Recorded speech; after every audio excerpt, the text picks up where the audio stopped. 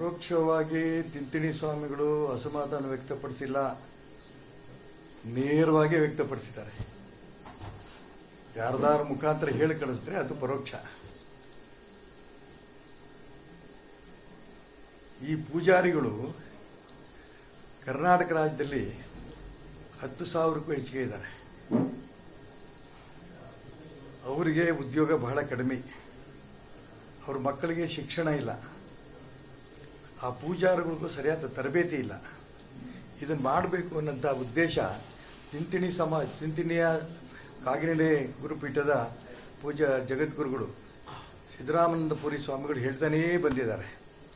ಇದನ್ನು ನಾನು ಒಂದು ತಿಂಗಳ ಕೆಳಗೆ ತಿಂತಿಣಿಗೆ ಹೋಗಿ ಅವರಿಗೆ ಈ ಒಂದು ಕ್ರಾಂತಿವೀರ ಬ್ರಿಗೇಡಿನ ಉದ್ಘಾಟನಾ ಸಮಾರಂಭಕ್ಕೆ ಬರಬೇಕು ಅಂತ ಕರೆದಾಗ ಇದನ್ನೇ ಅವರು ಪ್ರಸ್ತಾಪ ಮಾಡಿದ್ರು. ಈ ರೀತಿ ಆ ಒಂದು ಪೂಜಾರರ ಮಕ್ಕಳಿಗೆ ಶಿಕ್ಷಣ ಮತ್ತು ತರಬೇತಿ, ಪೂಜಾರಗಳಿಗೆ ತರಬೇತಿ ಇದಾಗಬೇಕು ಅನ್ನೋಂಥ ಪ್ರಸ್ತಾಪವನ್ನು ಕೂಡ ಅವರು ಮಾಡಿದ್ದಾರೆ. ಇದು ಅವ್ರು ಮಾಡ್ತೀನಿ ಅನ್ನೋಂಥ ಮಾತನ್ನು ಮುಖ್ಯಮಂತ್ರಿಗಳು ಹೇಳಿದ್ದಾರೆ, ಇಲ್ಲಿ ತನಕ ಮಾಡಿಲ್ಲ. ಇದು ನಂಬರ್ 1. ಇದೇ ರೀತಿ ನಿನ್ನೆಲ್ದ ಮೊನ್ನೆ ಮಾನ್ಯ ಡಿ ಕೆ ಶಿವಕುಮಾರ್ ಅವರು ಶೃಂಗೇರಿ ಹೋಗಿದ್ದಾರೆ. ಶೃಂಗೇರಿ ಜಗದ್ಗುರುಗಳು 50 ವರ್ಷ ಸನ್ಯಾಸ ಸ್ವೀಕಾರ ಮಾಡಿ 50 ವರ್ಷ ಆಯಿತು. ಅಲ್ಲಿ ಡಿ ಕೆ ಶಿವಕುಮಾರ್ ಅವರು ಭಾಷಣ ಮಾಡ್ತಾ ಹೇಳಿದ್ದಾರೆ, ಸಾಧು ಸಂತರ ಅಭಿವೃದ್ಧಿ ಆದರೆ ಮಾತ್ರ, ಮಠ ಮಂದಿರಗಳ ಅಭಿವೃದ್ಧಿ ಆದರೆ ಮಾತ್ರ ಭಾರತೀಯ ಸಂಸ್ಕೃತಿನೂ ಉಳಿಯುತ್ತೆ, ಸಂಸ್ಕಾರನೂ ಉಳಿಯುತ್ತೆ. ಈ ದಿಕ್ಕಿನಲ್ಲಿ ನೀವೆಲ್ಲ ಪ್ರಯತ್ನ ಮಾಡಬೇಕು ಅಂತ ಜನರು ಹೇಳು ಆದೇಶ. ಸರ್ಕಾರ ಏನು ಮಾಡ್ತೀವಿ ಅಂತ ಹೇಳಲಿಲ್ಲ. ಅನೇಕ ಮಠಗಳಿಗೆ ಹೋದರೆ ಆ ಮಠಗಳು ಗುಡಿಸ್ಲಲ್ಲಿ ವಾಸ ಮಾಡ್ತಿದ್ದಾರೆ. ಆ ದೇವಸ್ಥಾನಗಳು ಯಾವ ಅಭಿವೃದ್ಧಿನೂ ಆಗಿಲ್ಲ. ಸಣ್ಣ ಮಠಗಳು, ಸಣ್ಣ ಸಮಾಜಗಳು. ಆ ಸಮಾಜಗಳಿಗೆ, ಆ ಮಠ ಮಂದಿರಗಳಿಗೆ, ಆ ಸಾಧು ಸಂತರಿಗೆ ಅಭಿವೃದ್ಧಿಗೆ ನಾವು ಹಣ ಕೊಡಬೇಕು ಅನ್ನೋಂಥ ತೀರ್ಮಾನ ಅವರು ಮಾಡಿ ನಾಳೆ ಬಜೆಟ್ನಲ್ಲಿ ಇಷ್ಟು ಘೋಷಣೆ ಮಾಡ್ತೀನಿ ಅಂತ ಡಿ ಕೆ ಶಿವಕುಮಾರ್ ಉಪಮುಖ್ಯಮಂತ್ರಿಗಳು ಹೇಳಿದ್ರೆ ಸಂತೋಷ ಆಗೋದು.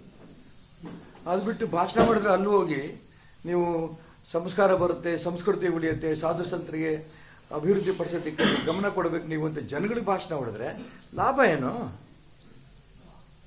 ಅದಕ್ಕೆ ನಾನು ಮುಖ್ಯಮಂತ್ರಿಗಳಿಗೂ ಹೇಳಿ ಕೇಳ್ತೇನೆ, ನಿನ್ನೆ ಪೂಜ್ಯ ತಿಂತಿಣಿ ಸ್ವಾಮಿಗಳು ಏನು ಹೇಳಿದ್ದಾರೆ, ಹಿಂದೆ ಏನು ಹೇಳಿದರು, ಹಿಂದೆ ನೀವು ಆಶ್ವಾಸನೆ ಕೊಟ್ಟಿದ್ದರು, ಆ ಪೂಜಾರಿಗಳಿಗೆ ತಕ್ಷಣ ಮಾಸಾಶನ ಕೊಟ್ಟು ಅವ್ರಿಗೆ ತರಬೇತಿ, ಅವ್ರ ಮಕ್ಕಳಿಗೆ ಶಿಕ್ಷಣ ಕೊಡೋದಕ್ಕೆಲ್ಲ ಆ ಕಡೆ ಪ್ರಯತ್ನ ಮಾಡಲಿ.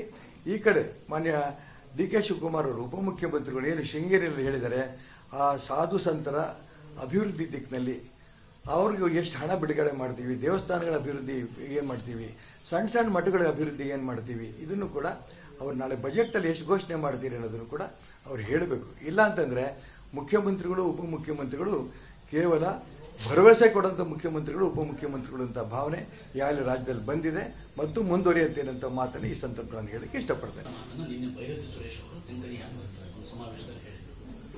ಇದಕ್ಕೆ ತಾವೇ 99 ಇನ್ನೊಂದು % ಬೀಳಿದ್ರಿ, 100% ಅವ್ರ ಹಿಂದೆ ಇದ್ದಾರೆ, ನಾನು ಒಪ್ತೀನಿ. ಆದರೆ ಈ ಹಿಂದುಳಿದ ಮತ್ತು ದಲಿತ ಮಠಾಧಿಪತಿಗಳ ಒಕ್ಕೂಟ ಇದೆ ಕರ್ನಾಟಕ ರಾಜ್ಯದಲ್ಲಿ. ಅದರಲ್ಲಿ ಕಾಗಿನೆಲೆ ಸ್ವಾಮಿಗಳು ಇದ್ದಾರೆ, 3-4 ಜನನೂ ಇದ್ದಾರೆ. ₹1 ಯಾವುದೇ ರಾಜ್ಯದ ಮಠಗಳಿಗೆ ₹1 ಹಣ ಕೊಡಲಿಲ್ಲ. ಭಾರತೀಯ ಜನತಾ ಪಾರ್ಟಿ ಸರ್ಕಾರ ಇದ್ದಂಥ ಸಂದರ್ಭದಲ್ಲಿ ಸದಾನಂದಗೌಡರು ಮುಖ್ಯಮಂತ್ರಿ ಆದಾಗ ಮೊದಲನೇ ಬಾರಿ ₹109 ಕೋಟಿ ಈ ರೀತಿ ಮಠಗಳಿಗೆ ಕೊಟ್ಟಿವಿ. ಕಾಗಿನೆಲೆಗಳ ಮಠಗಳು ಸೇರಿ ಎಲ್ಲ ಹಿಂದುಳಿದ ಮತ್ತು ದಲಿತ ಮಠಗಳಿಗೆ ಕೊಟ್ಟಿವಿ. ಅದೇ ರೀತಿ ಬಸವರಾಜ ಬೊಮ್ಮಾಯಿ ಮುಖ್ಯಮಂತ್ರಿ ಆದಾಗ ₹129 ಕೋಟಿ ಕೊಟ್ಟಿವಿ. ನೀವೆಷ್ಟು ಕೊಟ್ರಿ? ಎಷ್ಟೆಷ್ಟು ಮಠಗಳಿಗೆ ಹೇಳಿ? ನೀವೇ 100% ಕುರುಬರು ನಾಯಕರು, ನಾನು ಇಲ್ಲ ಅನ್ನಲ್ಲ. ಆ ಮಠಗಳ ಪರಿಸ್ಥಿತಿ ನೋಡಿದ್ದೀರಾ? ಮತ್ತು ಹಿಂದುಳಿದವರು ನಾಯಕರು, ರೈಟ್. ಸಣ್ಣ ಸಮಾಜಗಳು, ಸಿಂಪಿ ಸಮಾಜ, ಮಡಿವಾಳ ಸಮಾಜ, ಆ ಪರಿಸ್ಥಿತಿ ಏನಿದೆ ಅನ್ನೋದು ಗೊತ್ತಾ ಇವರಿಗೆ?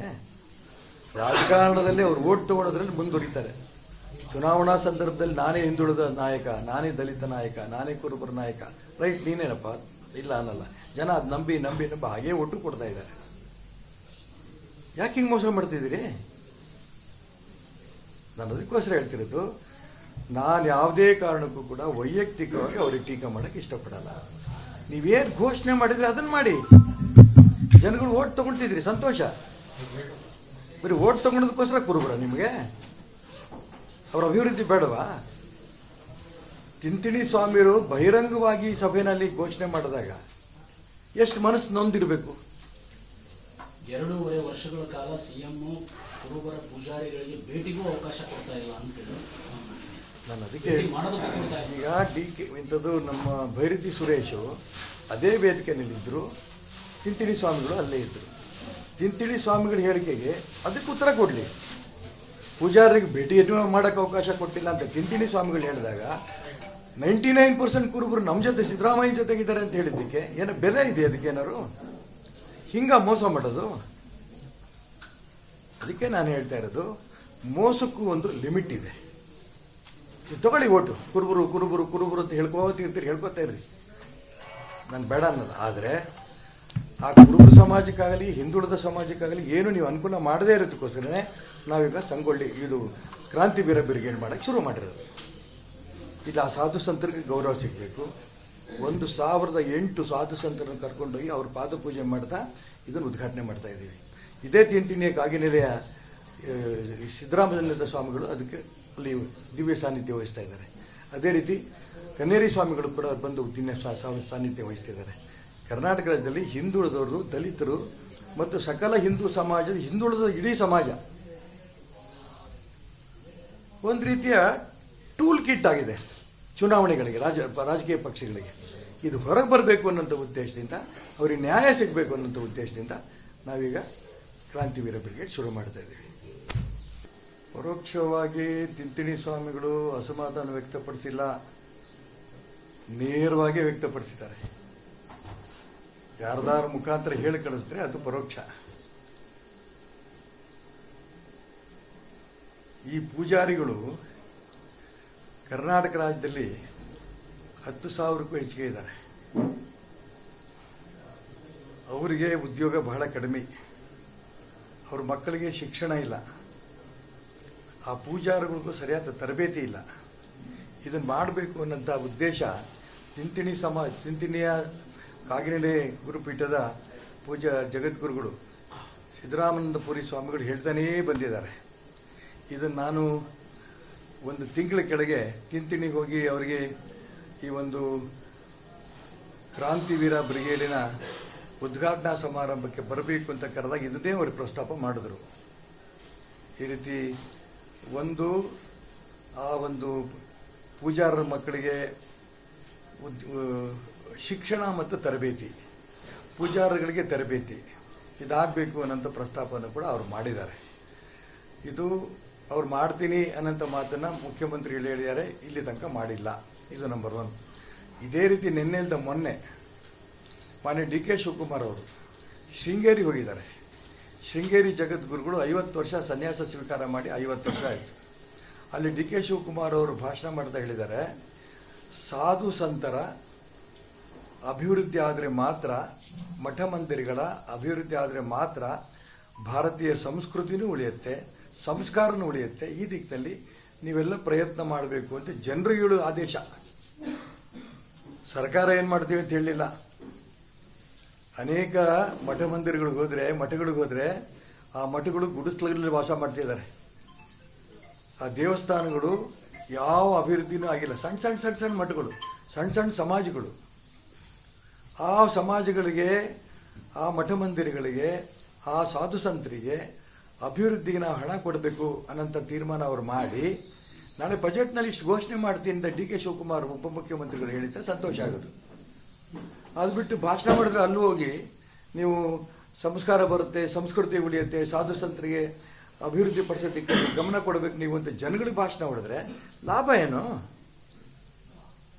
ಅದಕ್ಕೆ ನಾನು ಮುಖ್ಯಮಂತ್ರಿಗಳಿಗೂ ಹೇಳಿ ಕೇಳ್ತೇನೆ, ನಿನ್ನೆ ಪೂಜ್ಯ ತಿಂತಿಣಿ ಸ್ವಾಮಿಗಳು ಏನು ಹೇಳಿದ್ದಾರೆ, ಹಿಂದೆ ಏನು ಹೇಳಿದರು, ಹಿಂದೆ ಆಶ್ವಾಸನೆ ಕೊಟ್ಟಿದ್ದರು, ಆ ಪೂಜಾರಿಗಳಿಗೆ ತಕ್ಷಣ ಮಾಸಾಶನ ಕೊಟ್ಟು ಅವ್ರಿಗೆ ತರಬೇತಿ, ಅವ್ರ ಮಕ್ಕಳಿಗೆ ಶಿಕ್ಷಣ ಕೊಡೋದಕ್ಕೆಲ್ಲ ಆ ಕಡೆ ಪ್ರಯತ್ನ ಮಾಡಲಿ.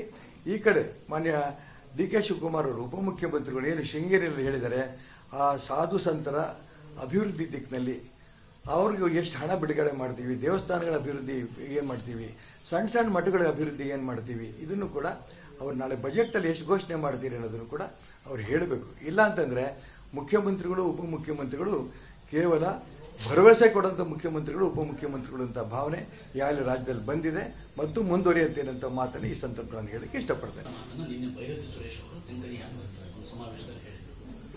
ಇದಕ್ಕೆ ತಾವೇ ಹೇಳಿದ್ರು 99 ಆಗಿ ಇನ್ನೊಂದು % ಆಗಿ ಬೀಳಿದ್ರಿ.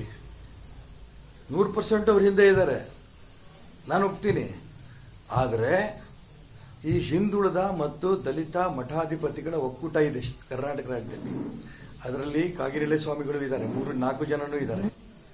₹1 ಯಾವುದೇ ರಾಜ್ಯದ ಮಠಗಳಿಗೆ ₹1 ಹಣ ಕೊಡಲಿಲ್ಲ.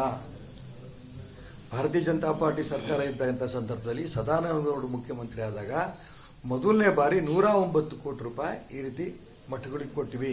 ಕಾಗಿನೆಲೆಗಳ ಮಠಗಳು ಸೇರಿ ಎಲ್ಲ ಹಿಂದುಳಿದ ಮತ್ತು ದಲಿತ ಮಠಗಳಿಗೆ ಕೊಟ್ಟಿವಿ. ಅದೇ ರೀತಿ ಬಸವರಾಜ ಬೊಮ್ಮಾಯಿ ಮುಖ್ಯಮಂತ್ರಿ ಆದಾಗ 129 ಕೋಟಿ ಕೊಟ್ವಿ. ನೀವೆಷ್ಟು ಕೊಟ್ರಿ? ಎಷ್ಟೆಷ್ಟು ಮಠಗಳಿಗೆ ಹೇಳಿ? ನೀವೇ 100% ಕುರುಬರ ನಾಯಕರು, ನಾನು ಇಲ್ಲ ಅನ್ನಲ್ಲ. ಆ ಮಠಗಳ ಪರಿಸ್ಥಿತಿ ನೋಡಿದ್ದೀರಾ? ಮತ್ತು ಹಿಂದುಳಿದವರು ನಾಯಕರು, ರೈಟ್. ಸಣ್ಣ ಸಣ್ಣ ಸಮಾಜಗಳು, ಸಿಂಪಿ ಸಮಾಜ, ಮಡಿವಾಳ ಸಮಾಜ, ಆ ಪರಿಸ್ಥಿತಿ ಏನಿದೆ ಅನ್ನೋದು ಗೊತ್ತಾ ಇವರಿಗೆ? ರಾಜಕಾರಣದಲ್ಲಿ ಅವ್ರು ಓಟ್ ತೊಗೊಳೋದ್ರಲ್ಲಿ ಮುಂದುವರಿತಾರೆ. ಚುನಾವಣಾ ಸಂದರ್ಭದಲ್ಲಿ ನಾನೇ ಹಿಂದುಳಿದ ನಾಯಕ, ನಾನೇ ದಲಿತ ನಾಯಕ, ನಾನೇ ಕುರುಬರ ನಾಯಕ, ರೈಟ್, ನೀನೇನಪ್ಪ, ಇಲ್ಲ ಅನ್ನಲ್ಲ. ಜನ ಅದು ನಂಬಿ ಹಾಗೇ ಒಟ್ಟು ಕೊಡ್ತಾ ಇದ್ದಾರೆ. ಯಾಕೆ ಹಿಂಗೆ ಮೋಸ ಮಾಡ್ತಿದ್ದೀರಿ? ನಾನು ಅದಕ್ಕೋಸ್ಕರ ಹೇಳ್ತಿರೋದು, ನಾನು ಯಾವುದೇ ಕಾರಣಕ್ಕೂ ಕೂಡ ವೈಯಕ್ತಿಕವಾಗಿ ಅವ್ರಿಗೆ ಟೀಕೆ ಮಾಡೋಕ್ಕೆ ಇಷ್ಟಪಡಲ್ಲ. ನೀವೇನು ಘೋಷಣೆ ಮಾಡಿದರೆ ಅದನ್ನು ಮಾಡಿ. ಜನಗಳು ಓಟ್ ತೊಗೊಳ್ತಿದ್ರಿ, ಸಂತೋಷ. ಬರೀ ಓಟ್ ತೊಗೊಳೋದಕ್ಕೋಸ್ಕರ ಕುರುಬರ ನಿಮಗೆ? ಅವರ ಅಭಿವೃದ್ಧಿ ಬೇಡವಾ? ತಿಂತಿಣಿ ಸ್ವಾಮಿಯರು ಬಹಿರಂಗವಾಗಿ ಸಭೆಯಲ್ಲಿ ಘೋಷಣೆ ಮಾಡಿದಾಗ ಎಷ್ಟು ಮನಸ್ಸು ನೊಂದಿರಬೇಕು? 2.5 ವರ್ಷಗಳ ಕಾಲ ಸಿಎಂ ಕುರುಬರ ಪೂಜಾರಿಗಳಿಗೆ ಭೇಟಿಗೂ ಅವಕಾಶ ಕೊಡ್ತಾ ಇಲ್ಲ ಅಂತ ನಾನು ಅದಕ್ಕೆ ಈಗ DK ಇಂಥದ್ದು ನಮ್ಮ ಭೈರತಿ ಸುರೇಶು ಅದೇ ವೇದಿಕೆಯಲ್ಲಿದ್ದರು, ತಿಂತಿಣಿ ಸ್ವಾಮಿಗಳು ಅಲ್ಲೇ ಇದ್ದರು. ತಿಂತಿಣಿ ಸ್ವಾಮಿಗಳ ಹೇಳಿಕೆಗೆ ಅದಕ್ಕೆ ಉತ್ತರ ಕೊಡಲಿ. ಪೂಜಾರಿಗೆ ಭೇಟಿಯನ್ನು ಮಾಡೋಕ್ಕೆ ಅವಕಾಶ ಕೊಟ್ಟಿಲ್ಲ ಅಂತ ತಿಂತಿಣಿ ಸ್ವಾಮಿಗಳು ಹೇಳಿದಾಗ 99% ಕುರುಬರು ನಮ್ಮ ಜೊತೆ ಸಿದ್ದರಾಮಯ್ಯನ ಜೊತೆಗಿದ್ದಾರೆ ಅಂತ ಹೇಳಿದ್ದಕ್ಕೆ ಏನೋ ಬೆಲೆ ಇದೆ? ಅದಕ್ಕೇನಾರು ಹಿಂಗ ಮೋಸ ಮಾಡೋದು? ಅದಕ್ಕೆ ನಾನು ಹೇಳ್ತಾ ಇರೋದು, ಮೋಸಕ್ಕೂ ಒಂದು ಲಿಮಿಟ್ ಇದೆ. ತಗೊಳ್ಳಿ ಓಟು, ಕುರುಬರು ಕುರುಬರು ಕುರುಬರು ಅಂತ ಹೇಳ್ಕೋತಾ ಇರ್ರಿ, ನಾನು ಬೇಡ ಅನ್ನೋದು. ಆದರೆ ಆ ಕುರುಬ ಸಮಾಜಕ್ಕಾಗಲಿ ಹಿಂದುಳಿದ ಸಮಾಜಕ್ಕಾಗಲಿ ಏನು ನೀವು ಅನುಕೂಲ ಮಾಡದೇ ಇರೋದಕ್ಕೋಸ್ಕರನೇ ನಾವೀಗ ಸಂಗೊಳ್ಳಿ ಇದು ಕ್ರಾಂತಿವೀರ ಬ್ರಿಗೇಡ್ ಮಾಡೋಕ್ಕೆ ಶುರು ಮಾಡಿರೋದು. ಇದು ಆ ಸಾಧು ಸಂತರಿಗೆ ಗೌರವ ಸಿಗಬೇಕು. 1008 ಸಾಧು ಸಂತರನ್ನು ಕರ್ಕೊಂಡೋಗಿ ಅವ್ರ ಪಾದಪೂಜೆ ಮಾಡ್ತಾ ಇದನ್ನು ಉದ್ಘಾಟನೆ ಮಾಡ್ತಾ ಇದ್ದೀವಿ. ಇದೇ ತಿಂತಿಣಿಯ ಕಾಗಿನೆಲೆಯ ಸಿದ್ದರಾಮಚಂದ್ರ ಸ್ವಾಮಿಗಳು ಅದಕ್ಕೆ ಅಲ್ಲಿ ದಿವ್ಯ ಸಾನ್ನಿಧ್ಯ ವಹಿಸ್ತಾ ಇದ್ದಾರೆ. ಅದೇ ರೀತಿ ಕನ್ನೇರಿ ಸ್ವಾಮಿಗಳು ಕೂಡ ಬಂದು ದಿವ್ಯ ಸಾನ್ನಿಧ್ಯ ವಹಿಸ್ತಾ ಇದ್ದಾರೆ. ಕರ್ನಾಟಕ ರಾಜ್ಯದಲ್ಲಿ ಹಿಂದುಳಿದವರು, ದಲಿತರು ಮತ್ತು ಸಕಲ ಹಿಂದೂ ಸಮಾಜದ ಹಿಂದುಳಿದ ಇಡೀ ಸಮಾಜ ಒಂದು ರೀತಿಯ ಟೂಲ್ ಕಿಟ್ ಆಗಿದೆ ಚುನಾವಣೆಗಳಿಗೆ, ರಾಜಕೀಯ ಪಕ್ಷಗಳಿಗೆ. ಇದು ಹೊರಗೆ ಬರಬೇಕು ಅನ್ನೋಂಥ ಉದ್ದೇಶದಿಂದ, ಅವರಿಗೆ ನ್ಯಾಯ ಸಿಗಬೇಕು ಅನ್ನೋಂಥ ಉದ್ದೇಶದಿಂದ ನಾವೀಗ ಕ್ರಾಂತಿವೀರ ಬ್ರಿಗೇಡ್ ಶುರು ಮಾಡ್ತಾ ಇದ್ದೀವಿ.